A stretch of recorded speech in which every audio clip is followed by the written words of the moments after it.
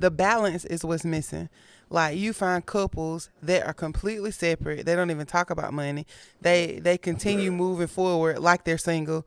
This is mine. I'm gonna do this. You don't even need to ask me what I make. My dad never spent more than he made. He was like, for me, the idea of living off of debt and spending money I don't have, he's like, I can't even imagine it. And I was thinking, wow, like I grew up, I thought that's kind of how you did it. You know, like I'll get it back later, right? And he was like, for me, like, no, he was like, he could not imagine that people live that way. And I was like, dang, how would it be to have a generation of people who think that way? Yeah, it's okay if some fathers are accumulating wealth because he knows I don't like to spend money, so I'm gonna make the money and I'm gonna make sure my kids or my grandkids have something. But what I'm going to give them is a way that they can either earn their own or know how to sustain this wealth or these assets or these businesses or whatever we have that is wealthy to sustain them and to carry on generational knowledge. Welcome to Relationship Talk with the Guests. Join Ed and Maya, a dynamic husband and wife duo, as they share real and honest advice on love, dating, and marriage. As transformational relationship coaches, they specialize in helping both singles and couples enhance communication, build intimacy, and experience greater pleasure in their relationships. They also offer online courses tailored for singles and married couples and are fully licensed to officiate weddings. Now, let's dive into today's session. If you go search the top reasons for divorce right now, somewhere in the top 5, you're definitely going to find financial problems. Not getting money right will have your marriage all wrong. I have some great news for you. We have with us right now in our presence, the man, the financial educator, the credit and wealth expert, the one you call when making money needs to make sense, Chris Cobb. Come on now. Chris, we are honored to have you here, and we can't wait to get these nuggets. Because, I don't ever mind finding out, how to secure a little bag. So we can get right into it. So how can people get this right? What's the biggest mindset shift that couples need to make when it comes to managing money together? Yeah, so first of all, thank you for having me. I'm glad to share this information. And people always ask me too, like, why are you so passionate about it? Like you said, when it comes to divorce or just life in general, a lot of times it comes down to money. And so I always tell people my parents had one of the greatest marriages I've ever seen.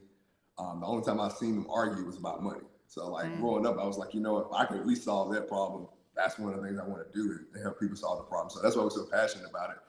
But with that being said, the biggest mindset shift I would say that I see is going from me and you and I to us and we, things like that, team language. Because when you're single, you want to go out, you want to go spend money on shoes, you want to do whatever you want to do, you can. But when you get married, now it's a shift from what do I want to do versus what does the family need. Mm-hmm. And so I think a lot of times when people go into it, it's I plan to compromise some things, some areas of my life, but I never thought about I no longer just go spend money when I want to spend money. I no longer just go do what I want to do.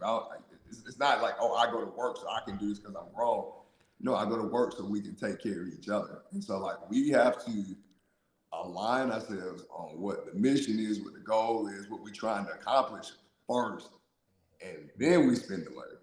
But I don't think most people come into this thing having a plan or, just figuring out what it's going to look like. It's more or less this is how I've always done it, and this is how I'm going to keep doing it. And so I think a lot of times it causes chaos and confusion because you got people who were supposed to be teammates, but now they're kind of opponents. They're fighting each other or they're fighting the family goal instead of working together. So that's the biggest thing. Don't look at a scoreboard. I don't make more than you. I don't work harder than you. We both make what we make. We both work together. We're both trying to build something together, and we need to figure out what that is. I actually feel like the balance is what's missing. You find couples that are completely separate. They don't even talk about money. They continue moving forward like they're single. Yep. This is mine. I'm gonna do this. You don't even need to ask me what I make. Right. That's yours. Or you find the people that they go all in, but they don't have a balance. So they might be working 3 jobs and they don't have any independency in there. They don't take care of the things that they need. just going hard for the family and don't communicate about what it is that they They don't need. know where the dollar's going. And they may even Yeah. run themselves in the ground, not prioritizing their individual needs within the family. Correct. So I think the balance is what's missing. Yeah, there's and I just stumbled on this year. It's a scripture, Ecclesiastes. I think it's Ecclesiastes 7, 15, 16, something like that. And it says like, don't be overly righteous. And basically what it's saying is like, obviously do what's right, be wise, but it's saying like, you got a short life. Don't be trying to pinch pennies forever. So I see a lot of people who do that too. Like they're doing the right thing and they're thinking this is how it's supposed to be forever. It's like, no, it may be for a season where you're grinding and like I said, working 3 jobs, but that shouldn't be life forever. And it's the same thing. It's don't be overly wicked either. So like, yes, that first year of marriage, you probably do want to enjoy. You do want to have fun, but you have to understand that that's also a season. Like you have to, that's why I say you have to align and say, how long are we going to do this? We doing it for 3-6 months where we just spending money having fun. Are we, cutting back on everything for the first year, 2 years so we can get out of debt? But you got to have that plan in place. And I think that's what most people mess up. It's just, they wing it, right? My parents winged it. My grandparents winged it. They go to work every day. They get a paycheck. They pay the bills and they survive. And it's like, no, we need to get past the survival stage. We need to start thriving and planning. So that's the difference that I see a lot of times. Absolutely. I'm sorry, babe. No, go but ahead. they're overly righteous will have your marriage in a mess because, I've talked to people and, they get saved and that's wonderful, but they're sold out to a point where they're like, oh, absolutely no secular music. I'm not doing any of this. And it's like, you're married in your bedroom. Right. I mean, we don't need John P. King, Kirk Franklin in here, boo. I need you. I had to look it up. It's Ecclesiastes 7:16 says, be not righteous over much, neither make thyself over wise. Watch this thou destroy thyself. Right. And so like people, they'll take it the wrong way. They're thinking like, oh, that means I can just live how I want. No, what it's saying is that you get a short life and there's things within reason and discretion. And like you said, you listen to a little music in the bedroom. Like, I don't know how we'll be judged for that, but I don't think it's that out of bounds. I don't think it's out of bounds at all. I don't think that he wants us in here only praying. You definitely need to pray and read scripture together, but there are some other marital duties that we need to take care of. Yeah. Correct. But yeah, I'm sorry, babe. Go ahead. No, you fine.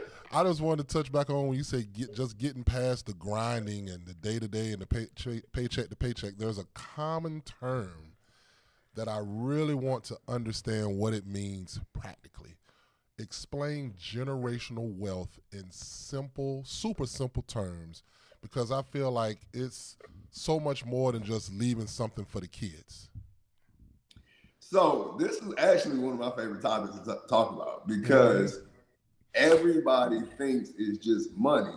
Yes. And I posted something a couple of years ago. It was kind of controversial. And I said generational wealth is not passed down through assets; it's passed down through education. Come on. And a lot of people were like, preach. Now it's like, think about it though. So like, if you guys know the Vanderbilts, they were worth like $200 billion like 100 years ago, something like that. And I'm a history teacher. I'm aware. Yeah. So like, how can you be worth $200 billion and then within 2 or 3 generations it's gone? Out. So did he not leave assets? Did he not leave money behind? Did he not leave business? He did. Plenty of it. Yeah, it's just without the education, you can't sustain it. Right. That squander. You can't. Yeah. And so there's a quote that says, if you have a bad son, saving money is pointless because he's gonna waste it. If you got a good son, saving money is pointless because he don't need it. Basically, if you raise your child right, they'll find a way to do what needs to be done. If you raise them wrong, you can give them every advantage in the world, but they still gonna squander it. Right. So I think a lot of times we focus on, I'm starting to see that too now, like you see our community, we're very focused on, oh, I didn't have Jordans and I didn't have this when I was a kid. And we're giving our kids this stuff, but it's like, are they better? Because they're still growing up and still not having the right principles and values. So I think when it comes to generational wealth, we need to understand like what's the mindset behind it? How do those people think? How do those people act? And we need to do that for ourselves, obviously, but we also need to like promote those behaviors to our children so that they can pick it up.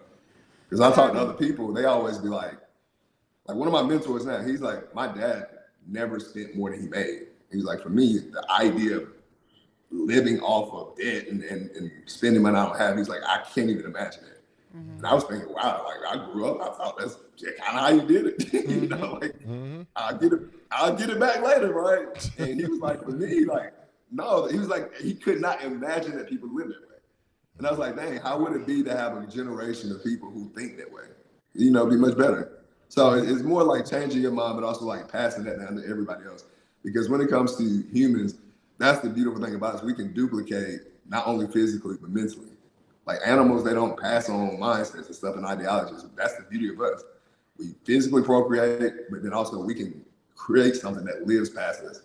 And I think that's what we need to fix right now when it comes to generational wealth, not necessarily the money. The money will come. I love that. And I heard somebody say it. It was Steve Harvey. Steve Harvey said, I work for this money. If I leave it to my kids, they just going to blow right through it. He said, this money that I made is for me and Marjorie. We're going to live our best life. And when we die, if there's something left over, you can get it. But what you need to be doing is getting the knowledge. You need to be talking to me and learning how I did it so that you can do it and get your own money. Because a lot of people say, like, if they don't work for it, then they won't understand the value of it. Yeah, that's it. They won't understand the value. And even if they try, they don't have the skill to keep it. That's why people win the lottery and, a couple years later, they broke. Yeah. So, I mean, it's not always bad people. They end up giving away sometimes. It's just that money management is a skill. And so under no circumstance would you take somebody who's unskilled and say, hey, let me put you in the most confusing situation and see how you handle it. You go to the gym, like it's your first day, you wouldn't be trying to put 315 on the bar if you have a bench. But that's another reason. Go ahead. No, I was gonna say that, but that's exactly what it's like when you give somebody a lot of money who didn't earn it, who don't deserve it, who don't have the skill to keep it. That's another reason why you have to be so careful about these gender roles in marriage. Just because it's a manual where the man is the provider, he's the head of the household, so he should be the one, in charge of organizing finances. Not the case. No. Who came in here with the most financial knowledge? Right. Who is good at this? That's who needs to be doing the money. The key thing, sharing the knowledge. That's what you're talking about. You make all this money, the generational wealth comes when, as you accumulate it, you talk to your kids on either how you accumulate it or how we can keep it. You understand? Now, it's okay if some fathers are accumulating wealth because he knows I don't like to spend money, so I'm going to make the money, and I'm going to make sure my kids or my grandkids have something. But what I'm going to give them is a way that they can either earn their own or know how to sustain this wealth or these assets or these businesses or whatever we have that is wealthy to sustain them and to carry on generational knowledge. Yeah, absolutely. And then, like some people might get confused. I think it's Proverbs that says a wise man leaves an inheritance to his children. So, like, obviously, you're supposed to leave something. So, like, don't get it twisted. Right. I just think people work hard to leave houses and cars when they don't work equally as hard to leave wisdom. And I think they go hand in hand. That part. I don't even know if they go hand in hand because the Bible talks about how valuable wisdom is. Like, it's better than rubies and silver and gold and stuff like that. Absolutely. So, like I said, toil, work with your hands, do what you got to do to leave some material behind, but also make sure you leave the right mindset with it. Otherwise, it doesn't matter. So they won't just be keeping it, that they'll learn Correct. how to multiply it because that's the responsibility. Or losing it. In most cases. I think all the time about, okay, I feel like I had two really good parents. I feel like my mom was the best mom that anybody could ever have. But now I'm a mother. I have the responsibility to do what she did well and add on to that. Like my kids should experience an even better mother because of what she deposited in me. I have the responsibility of multiplication because that's what's expected of us. Yep. So talking a little more practical, how can couples, especially newlyweds or young couples, start building wealth, even if they feel like they're living paycheck to paycheck? It's a simple math formula. I always tell people it comes down to one of three things. One, you got to learn how to either cut back, which nobody wants to talk about. So maybe you spend too much money. You got to find a way where can you make cuts. Number two is this: raise your income. So eventually you're going to cut back as much as you can. You still got to eat. You got to pay bills. So you can never get it to zero. But then you got to start raising your income. So you have to look at opportunities to do that. And I know it's 2025, everything's expensive. With that being said, you can only save so much money, but you can make unlimited amounts. So I do encourage everybody to start looking at being creative, whether it's entrepreneurship, second job. But everybody got to make more money now. It just is what it is. It is what it is, So, right?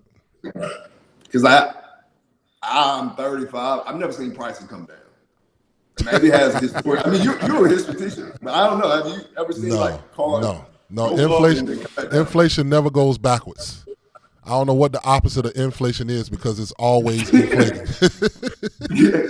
Have you ever seen houses go up and say, "Nah, we coming back down for y'all"? Yeah, nobody ever says we're going through a deflation period. Never. Yeah, and gas, it flutters. But what I'm saying is, when I was a kid, it was $1. It never came back that far. No, it's never gonna come back to that. It may rise super high. Gas is the only thing that may fluctuate, but if it goes up, it never comes back to where it started. It'll come back down. It'll go from $1 to $3, and everybody will complain. Then it'll come down to $2. Yep. That's it. So it's if you know that everything's going up and very likely to go up, then now you got to find ways to make your money go up. So it just is what it is. Right. It's tracking expenses, trying to cut back, making more money, and then number 3 is doing both, which is what I recommend. So and like I said, it may be a season. Making more money though, that seems so simple. It's go make some more money. How do people make money? So I actually got a framework for this that I teach people, especially if they're trying to get into entrepreneurship. Because most people are what business should I start? And I say there's 3 P's that you should look at. One is pain. So is there something that you suffer from that you had to overcome and you can teach other people? So maybe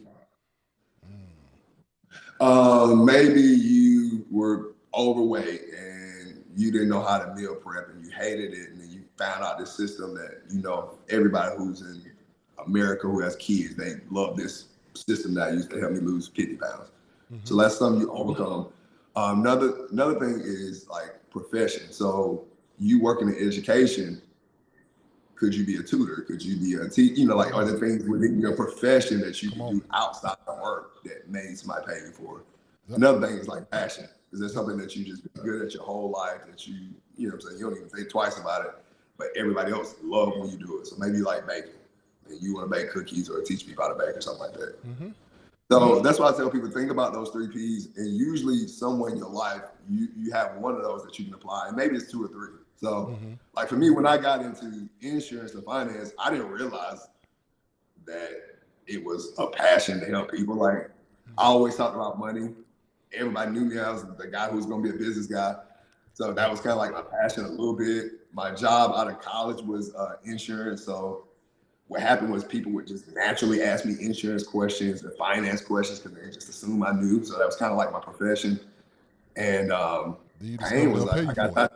Yeah, I'm tired of getting broke. So, but what happened was I used to do it for free, and then somebody said, "Hey, if you help me with a budget, I'll pay you $25." I was okay, and it's $50. I'm okay, and now I have a business. And so we overthink it, but an extra $300, $400, $500 a month, that's an extra $5,000-$6,000 a year. Mm-hmm. So if you helping a few people at $25 a month, 10 people, that's $250. So now you make an extra $3,000. And so for most people, they'll go crazy for a 3, 4, 5% raise. And you have to ask yourself, is it easier to beg your boss for that? Or is it easier to just kind of think about what you're good at or what you do already and just ask people what would be willing to pay you for it? And you'd be surprised how many people say, yeah. That's good. They don't want to. People pay for convenience. That's what it's all about. We all know we can do it. We all got cool. We can figure everything out. I just rather not. I'd rather pay somebody else to get it done for me. Yep. Yep. You're right. So, back to your question too. I just think people have to think outside the box. I think when they think of entrepreneurship or just anything in general, they think of Elon Musk or somebody I got to start Tesla. It's no, it's not that. Literally, people don't want to cook food every day. So if you can cook a meal, somebody pay you $10 to do it. Yeah. And you may already have a system for it. Mm-hmm. So it's not even work for you. You got it down pat. Yep. If you like to watch kids, we'll pay you. If you like to watch kids, you can do your homework. Some money. If It's that simple as that. Simple It as is. that. Yep. Yeah. So look, I'm a little salty about my next question. I'm gonna go ahead and tell you. I'm gonna have to be transparent about this because everybody we're talking about credit. Ooh, scary. Now, my credit dropped this month over 150 points. And so I was going to ask you how you feel about credit. Some people feel like it's a scam. I feel like it's a scam. So let me explain to you what happened. I check my credit pretty frequently. Yes. And I try to keep it, we do our work. We do to our a good diligence. place so I can get what I want, run my business how I want to run it. And I looked and I was like, why did my credit drop over 150 points? What is going on? So I looked and they said I have a derogatory mark because I have late payments on student loans. I don't have student loans. None. So I had student loans. I don't have them anymore. I went to the student loan website to look to see if they were somehow reinstated or something. It says zero balance, zero payment. And so I reached out to all 3 credit bureaus. And I said, look, I'm filing right here because y'all dropped my credit and it's for student loans and I don't have any student loans. I sent in a picture of zero balance. And so I got something in the mail. Was it TransUnion? Who sent something? TransUnion sent in the mail. And they were like, well, look, this is why your credit dropped because you're late on this zero payment on a zero balance. But you made a late payment. What you talking about? I don't owe nothing. The balance says zero. The last payment I made was in 2023. It's zero. So yeah. So how do you feel? Do you feel like credit is important when it comes to building wealth?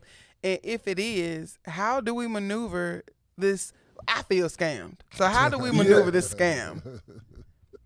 Like I don't want to say I feel like it's a game you can't win because that's not true. But I know what you're talking about. Cause like I check mine too, and I have credit cards that's paid off 7-8 years ago, and they'll be like late payment. I'm like, there's a zero balance on the credit card. What are you talking about? Like I haven't swiped the card in years. So it does feel like a scam a lot of times. It definitely feels predatory for sure. And it's just not a good system. I see it all the time on like Instagram. People are like, how can the government issue a credit score when we trillions dollars in debt? Like who are we to be monitoring somebody else's credit? Right. Who monitoring yours? But when it comes to wealth creation, like I'm not one of those people because I don't know the game. Some people are like, oh yeah, you can make credit, you borrow this money and do this and do that. And maybe it works, I don't know. But I will say it's real talk when it comes to buying houses, cars, starting business, you gotta have decent credit. Because I did the math recently.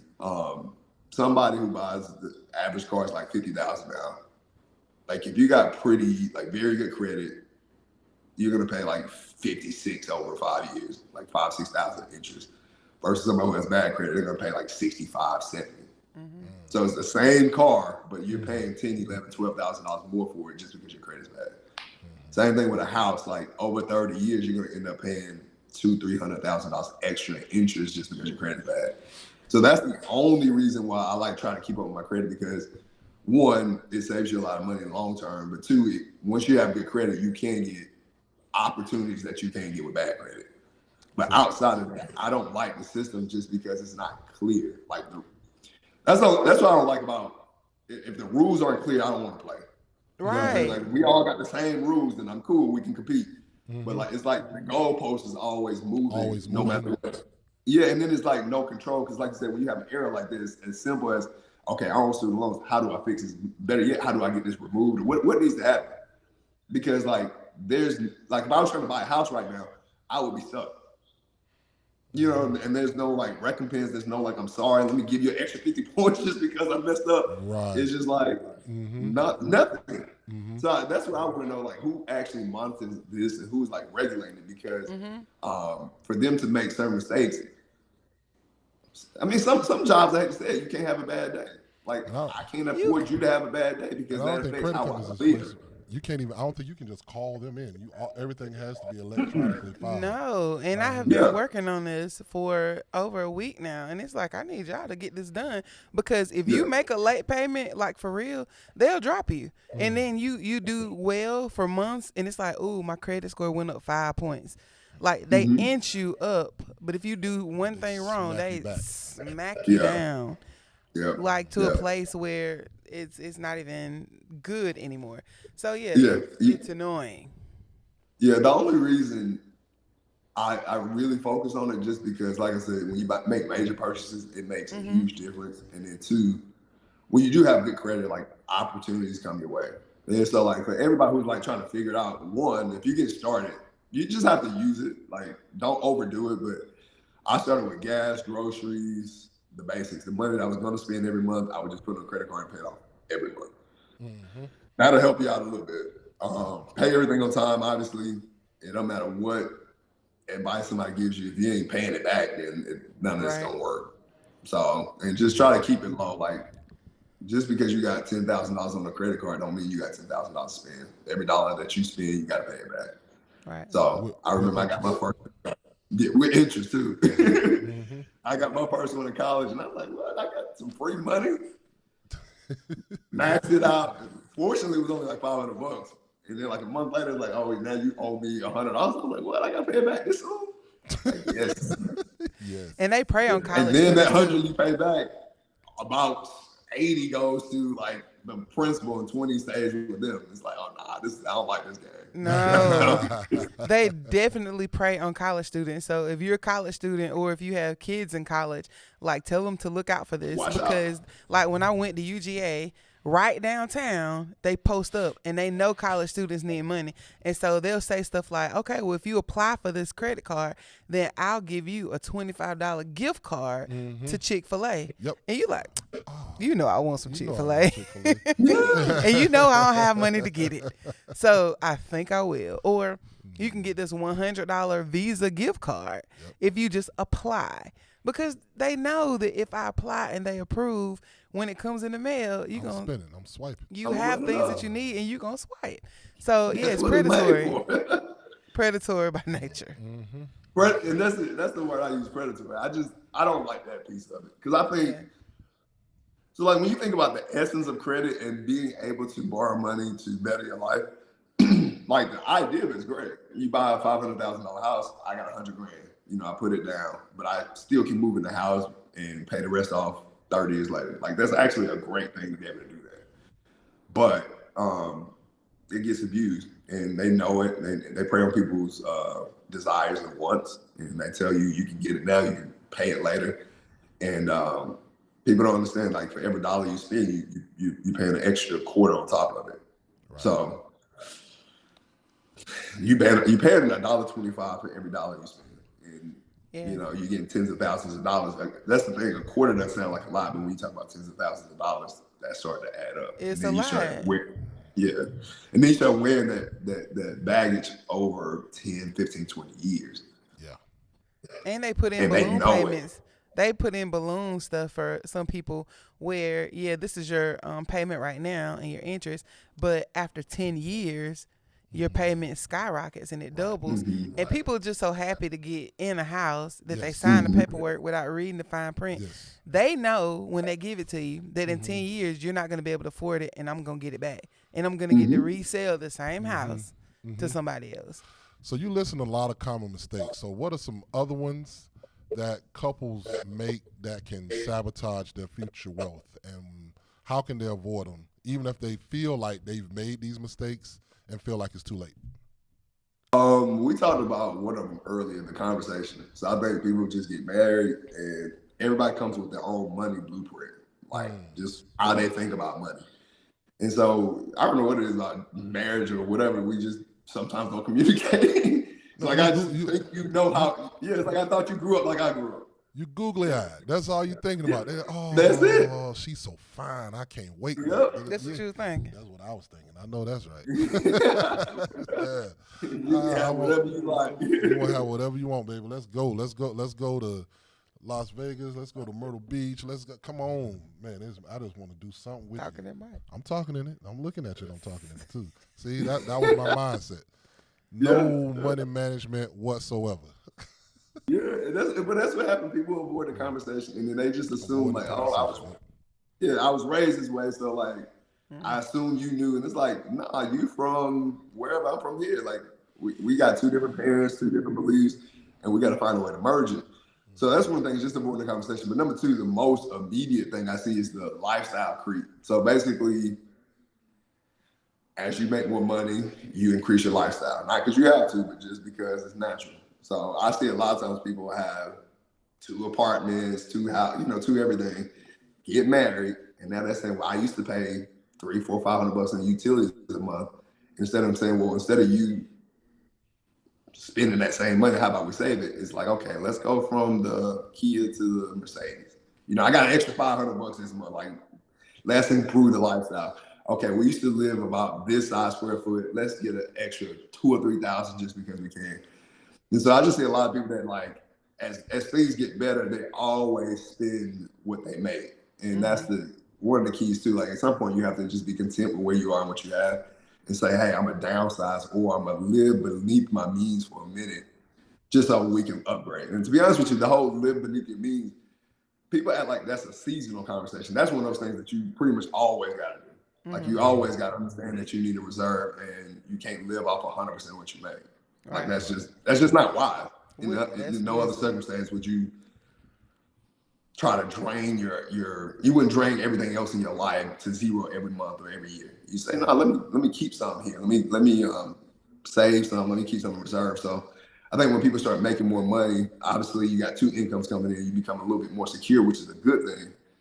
But they don't take advantage of the opportunity to get ahead. It's more or less, let's get better stuff. Let's get a better house, car. Let's eat out every week, this and that. And I'm not saying don't do it at all, but that little creep of the lifestyle, it starts to add up. And your opportunity to get ahead just kind of dwindles because you just didn't take advantage of what was in front of you. Right. Yeah, people that spend 100% of what they make, it ends up costing you because once you spend out, you're going to need something and then you're going to have to borrow it. Yeah. And you're going to have to pay some interest on that. That would be the equivalent of every tank of gas you get, you drive it all the way to E, and now you can't even get to a gas station, so you got to get towed in. So you're going to incur a tow fee every time because you're not wise enough to re-up. You know what I'm saying? Like when it gets to That is actually spend everything probably out. the best analogy. Don't spend everything out every It's time. like I'm driving, seeing I'm on E, and instead of going to the gas station, I'm just gonna run out and then pay somebody to tow me. So I can just get that. You gotta go re-up before you continue driving. Go make Like, some if more you- yeah, or check engine light. Like, hey, I see it's on. You know what? I'd rather just buy a new engine. I'm not gonna get the oil change. Maybe It's not you don't easier need to get the oil change than just buy a new engine. Let me just do that first. Yeah, look at your gas. Maybe you don't need to make this trip right now because you don't have money to put gas in. Maybe you need to cut back a little bit. Chill out until you're able to get more. So, yeah, I think so. So And look, it's hard because when we come from survival, like you make money and you start to get ahead, so you just feel like I deserve this, not ooh, I earned. deserve. Yes, common trap. Yeah, that whole I deserve, that's the same thing when you are on a health journey. If you have a food addiction, and we're speaking from experience because that's something we're battling right now.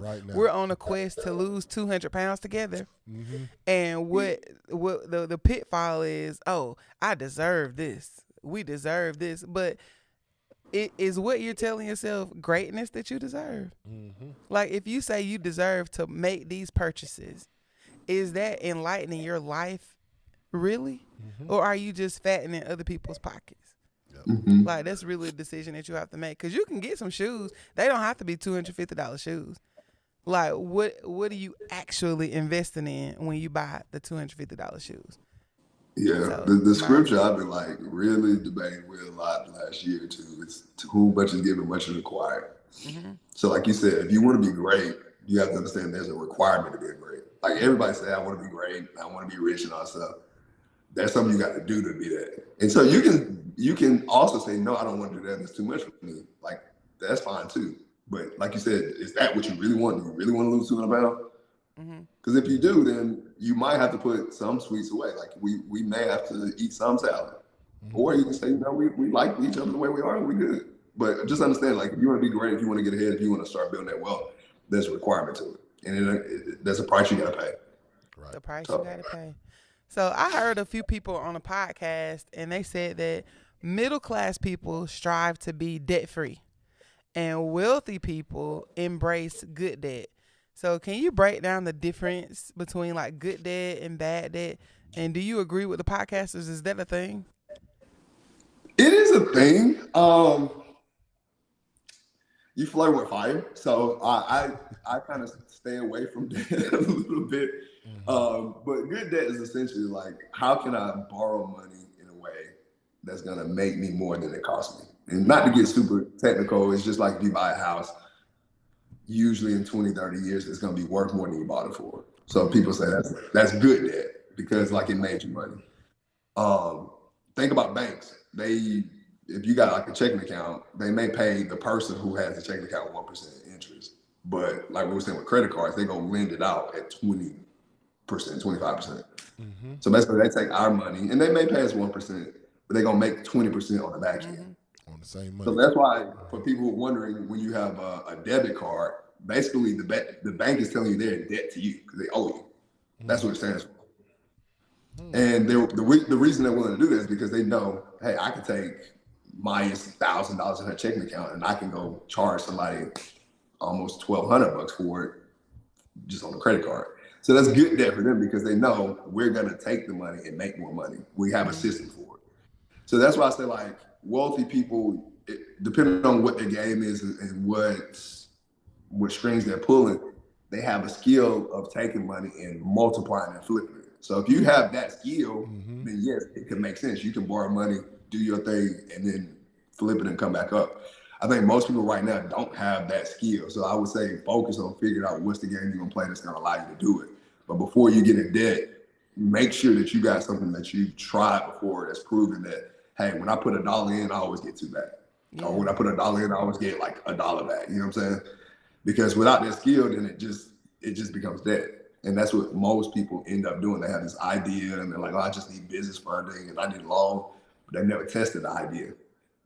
So like I was going back to the 3 Ps, the pain, passion, pleasure, and that stuff. If you got something that's been making you a little money and you haven't even been trying, okay, maybe you got something. Maybe you take some debt there to build that idea out because it's proving to you that people like what you do. You just don't have the funding or you don't have the backing to get it off the ground. So obviously good debt is just something that's you go in debt because you know it's going to make you more than it costs you. Bad debt is you get money and you know you're not going to make anything from it. It's just only costing you. I lean more towards the no debt. I just lean more towards the no debt because it's risky. I just leave it at that. It's just a risk. I can see that. And so it goes to risk tolerance too. Like how risky are you? Because like I was talking to somebody last month and she was like, oh, you're very risky. And I was like, to be honest with you, I'm actually very conservative. Right. It's just that there have been a few times in my life where I knew what I was talking about and I took a risk on me. So I bet on me. Right. And I was like, to me, that's not that risky because I know how hard I work. I know what I'm reading. I know, so I know what I'm doing. So like, but I would have done it 10 years ago because I also knew then I was kind of a knucklehead or I was figuring life out and it just would have made sense. So like, you also have to figure out like, what's your risk tolerance? Are you okay with the worst case scenario? And most people are like, I don't know about that. Then you probably shouldn't even be having that conversation. Good point. All right. What are your thoughts on couples? This is one of those things they got to talk about: joint accounts versus separate accounts, and how should couples decide what's best?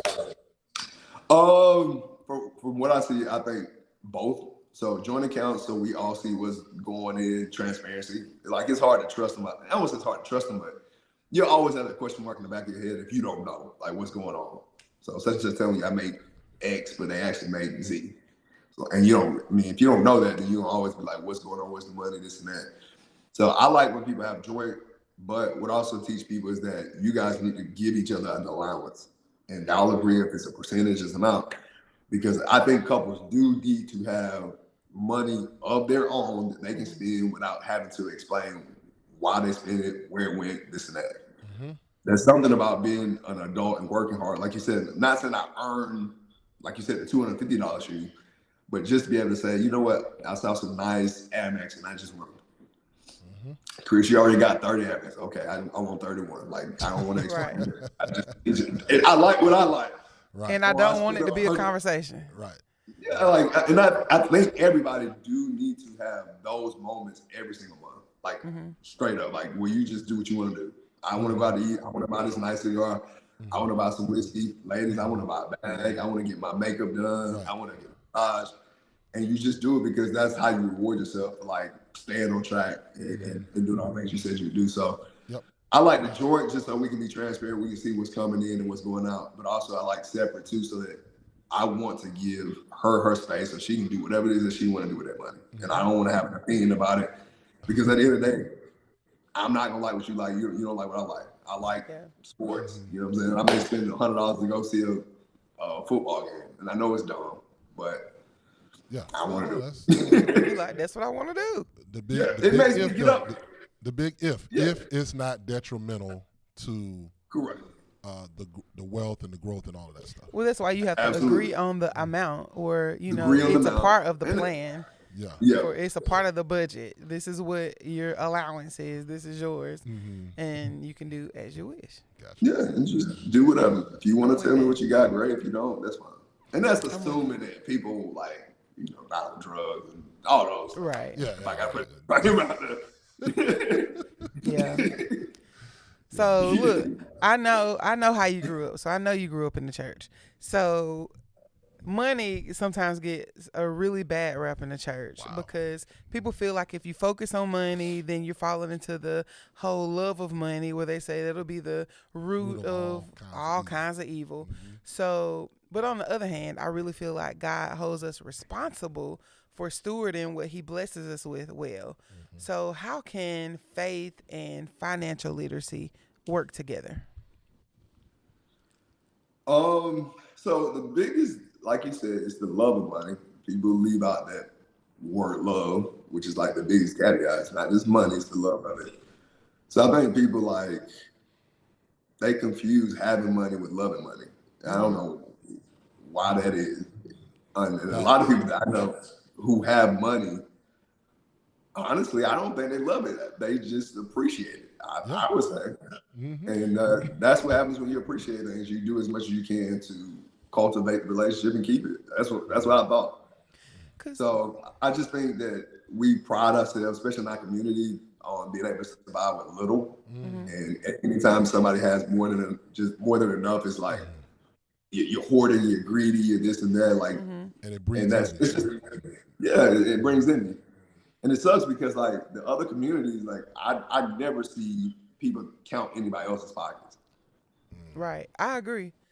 Like in churches, I was watching a video. It was talking about no one ever talks about how much Charles Stanley made. I saw that same one. With Jamal. Yeah, I saw that. And I was like, you know what? That's a good point. It was a great point. Good a point. You never hear it. But when people do bring it up, or I'm out here in Houston with Joe Osteen, they bring it up in admiration, oh, this man has been able to generate hundreds of millions of dollars. People are glad for him. Right. In our community, if somebody does that, it's you had to have done something bad. You had to be scammed. You had to be right. And so it's cultural, thinking that money is bad. It's not. It's just a tool. It's like everything. It's a hammer. A hammer's not good or bad. If you know how to use it, you can build a house. And if you got a bad heart, you can club somebody with it. But it ain't the hammer's fault. It's you. Wow. And so what happens is our mindset with money, it's still not where it needs to be. And I think people need to fix that, because honestly, when you hear Jesus talk, they say he talks about money more than anything. He tested people with money more than anything. And the parable of the talents, I was thinking about that, where he gave a guy 5, he gave a guy 2, he gave a guy 1. And he said, hey, I'm going to go on a business trip. I'm gone, take care of my money. When I come back, have some for me. The guy with 5 came back with 5 more. He's like, okay, you did well. Come with me. The guy who had 2 came back with 2 more. He's like, okay, you did well. And the one with 1, he was like, what did you do? You only got 1. And he's like, well, I just left it in the ground. I knew you'd be back. And he called him wicked and slothful. I think it was.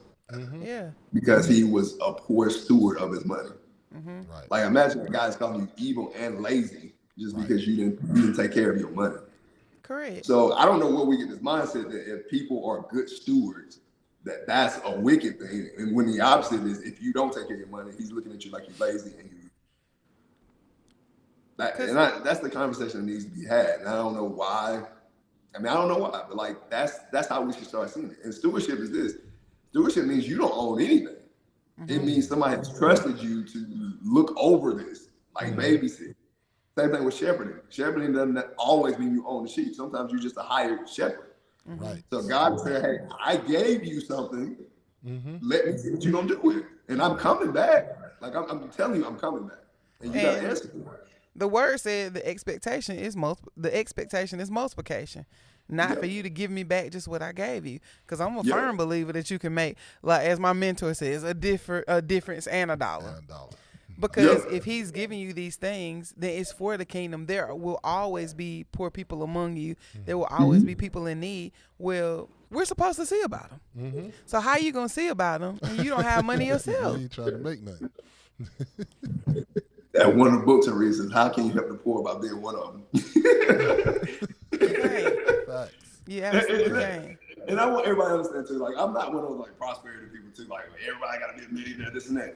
Right. I just think we should be focused on progressing. That's all. And absolutely. I think what sucks is if you look at our people from the 50s and 60s on, we regressed. Yeah. Like our parents, grandparents, everybody owned their cars, owned houses, owned land. Yes. And then now it's like somehow over the last 50, 60 years, we gotten worse.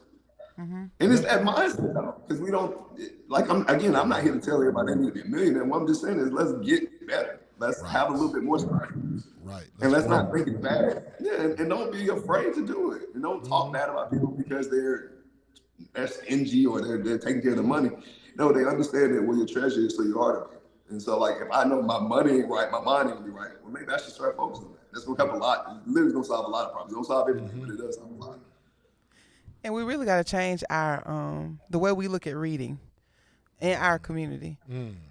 I talk to so many people that say, I don't like to read. Like, I'm not going to read. You got to. Like, you have to. You have to. If you don't like to hold the physical book, I mean, the knowledge is available in so many different ways, so many different platforms. You can gain knowledge through podcasts. You can get it through audiobooks. Like, there's no excuse not to be getting knowledge on a plethora of things. Yes. And I feel like we waste a lot of time on entertainment. Yes. I feel like we waste it. Look, what are your personal beliefs on tithing? I think we should give at least, well, I don't say, biblically, it's very clear that you should give. And I was always raised to give at least 10%. So I've always had that in me. But also I think the goal is to try to get to the point where it's more than 10.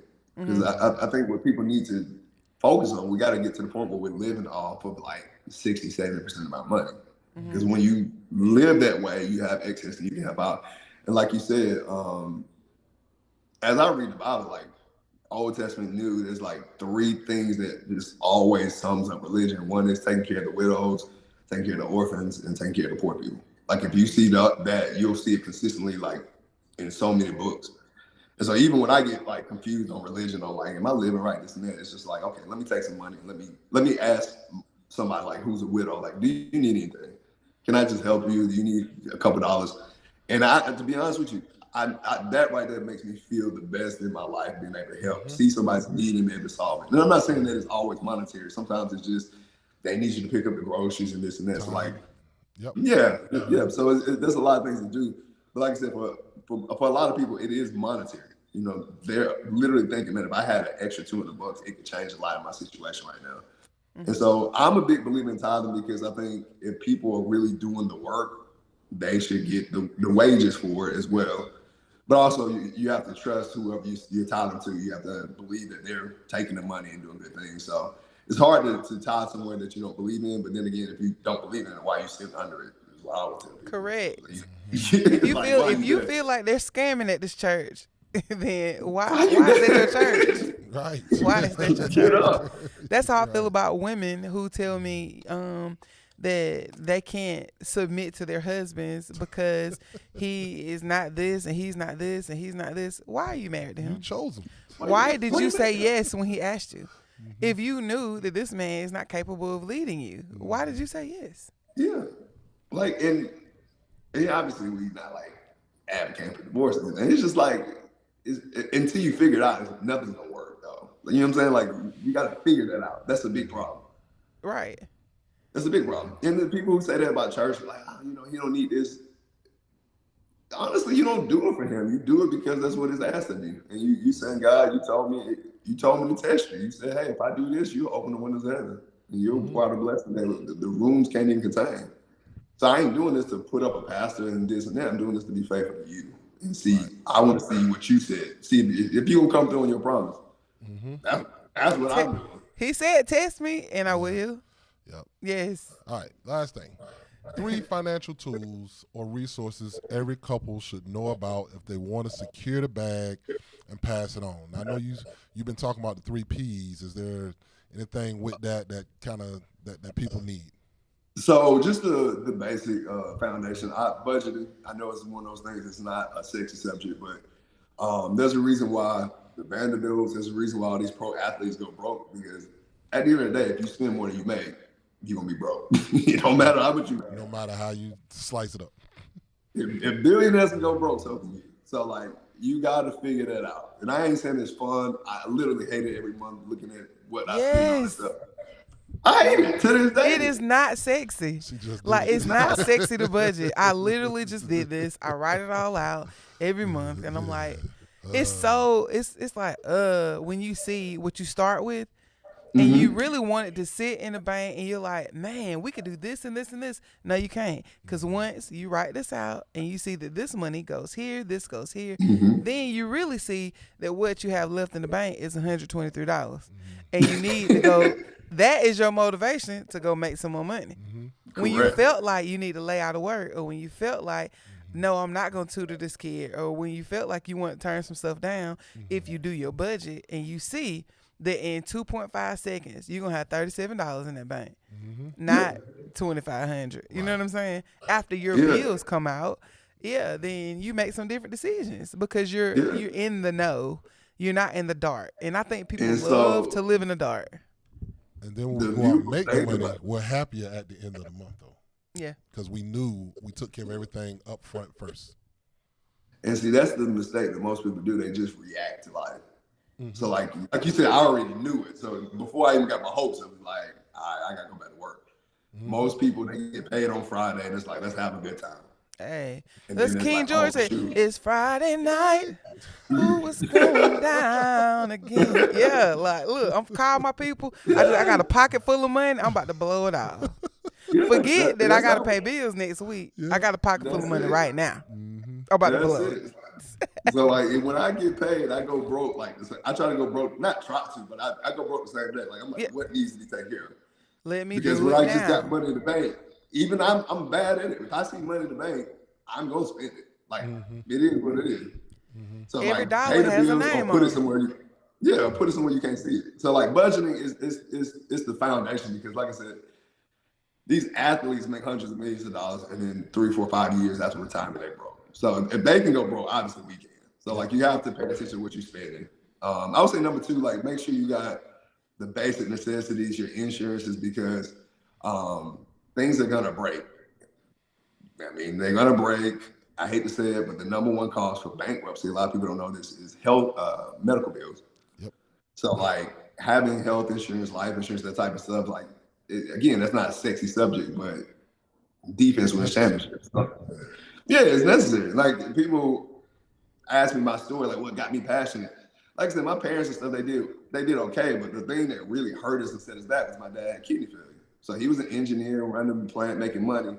Boom, all of a sudden, kidney failure, doing dialysis, and then he goes from working 50, 60 hours a week, bringing home the bacon, to, on disability, making 40, 50% of what he used to make. And it wasn't like he did anything wrong. It's just health failed him, So stuff like that happens, and so you want to make sure you have all your insurance, all your protections in place. Like I said, defense wins championships. Again, it's not like the sexy thing of making money and investing. Come on. It's just the sports like, Yeah, like it's just you got to protect stuff. Last thing I would say is this: I don't think people get in a community where it's okay to have these conversations. I think it's taboo in the culture right now. So like we're trying to open this up where we have conversations like this, and people get around. Because when you hear somebody else say, "Man, I hate budgeting," they're like, "Oh, me too." I thought it was just me. It's like no, like we all hate it. Like no one likes doing it. But I'm gonna tell you what I learned though. If every dollar has a name on it and you know where it's supposed to go, then you watch what's coming in and out of your account. You will identify scammers. Like Apple literally got me for like $75, $6.99 here, $2.99 here, $19.99. But Apple, you're gonna have to answer to me. Because now I'm about to call you and you're about to tell me every one of these charges. Punch Bowl. Look, they had to refund me. Punch Bowl is this little app where you can create invites. Like evites or birthday cards or that type of thing. And so it was charging me for a premium membership and I have a free membership. Right. And so I emailed tech support, excuse me, I just got charged $6.99. And you think about it, like $6.99 is not a lot. Right. But if you don't catch it because you're not budgeting, then they hit you for $6.99 all year. And then the next year, you could have used that, you know. That's what you absolutely. That's what it does. You catch leaks because small leaks sink great ships, they say. And it's the little, it's not the big stuff. It's the little things that people aren't paying attention. Yeah, that gets them. And you just have to, I ain't saying you have to sit and be on your stuff all day, every day, but you have to look at it and pay attention. You do. And you have to be real with yourself and understand, like I said, if the big people can go broke and the big companies do budgeting, like Apple, they have quarterly budgets too. So if they're doing it, obviously, like, who are you to think that I'm above that? Like, no, you got to do it. And when you get in a community like this too, you start having these conversations and you get the motivation. And sometimes it's not that you even learn anything new. You just hear that there's other humans who dealing with what you're dealing with. And you're like, all okay. The time. You even got to check the banks, Chris. Like your bank will just take $5 out your account and it'll be like $5 fee. And then you call, what is this $5 fee for? I'm sorry, ma'am. And they put it back. And so you might say, well, I didn't catch the $5. Not a big deal. Look, I want y'all to listen to me. If $5 is not a big deal to you, send it to me. Everybody that watches. Please send it. Look, cash out call me on your behalf and send me the money. Send me the Zelle me, and I want you to send me $5 a month. Because if the bank does this to thousands of people, they just got a quick come up because you didn't catch it. You catch it, they put it back. But it's the little things that really eat away because it adds on and adds on. So if you are not faithful, and what's crazy though is that like we'll let them get away with it. But if you knew I stole $5 from you, would you let me? What? Like personally? Oh, right. What? We gotta have a talk. Hey man, you got my $5? I want to talk to all the people that $5 ain't nothing. I want all y'all to send me $5. Yeah. I want it and I need it. Yes. Man, Chris, this has been so great. It has. This has been great. I feel empowered now, and you have just inspired me to think differently, even more so about money. When you said budgeting is like defense, you know I'm a sports guy, so you got me already thinking. So budgeting and planning is the defense. That's right. And spending and investing is the offense. But you got to build that defense first, because that's what I always teach. I teach defense first.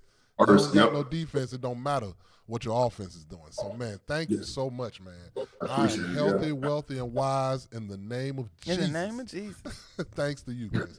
So, tell the village about all the wonderful services and products you provide, as well as how they can follow you and contact you and get what you offer. Awesome. So, guys, right now I do have because of this conversation, I have a community online. It's a free community that teaches financial literacy. So if you want some of the basics when it comes to debt management and credit, you can find me on social media. Instagram, TikTok is Chris Cobb _chosen. Chris Cobb _chosen. And that Chris is CHRIS. I was just so many ways to spell Chris. So Cobb with two B's. Traditional spelling the right way. CHRISCOBB _chosen. That's Instagram and TikTok. And right now we have a free community where we teach people like financial literacy, budgeting, saving, getting out of debt, credit. And yeah, that's the best way to find me. We got more stuff coming. Honestly, a lot of this stuff is just because people requested it. So if you got topics that you want to learn more about, things you want to hear, just let me know, and me and the team will get together. We'll make something happen. But Instagram and TikTok, the best way to find me. Facebook, I'm on there, and YouTube coming soon. But right now, just social media. Reach out to me. Literally, I'm in the DMs all day, every day. So if you message me at some point, I'll get back to you. Okay. I love it. Well, thank you for joining us. We appreciate y'all. you. Thank you so much for having me. I love it. This is great. Y'all got to bring me back. Got All to. right, we got to. Yep. All right. Have a good one. Appreciate you. All right. See y'all.